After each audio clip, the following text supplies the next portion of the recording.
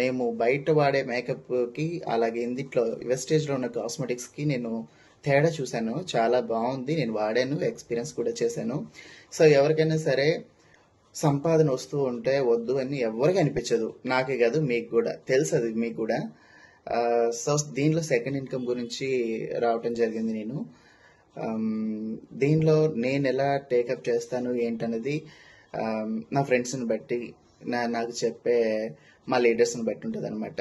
So కానీ నాకు చేయాలన్న ఆలోచన ఉంది, నేను ముందుకు వెళ్తానన్న నమ్మకం కూడా నాకుంది. సో దీనిలోకి నా ఫ్రెండ్స్ని, మా రిలేటివ్స్ని అందరినీ తీసుకురావడానికి కూడా నేను ట్రై చేస్తాను. ఎందుకంటే మనం ఎవరికైనా చదువు చెప్పామనుకోండి, మనకి ఆ చదువు మీద ఇంకా పట్టు వస్తుంది. సో ఇప్పుడు నేను మీటింగ్కి అటెండ్ అవ్వటం వల్ల దాని గురించి, ఆ ప్రోడక్ట్ గురించి కూడా దాని మీద నాకు పట్టు వస్తుంది కాబట్టి నాకు చేయగలననే నమ్మకం ఉంది. సో మనం ఏంటంటే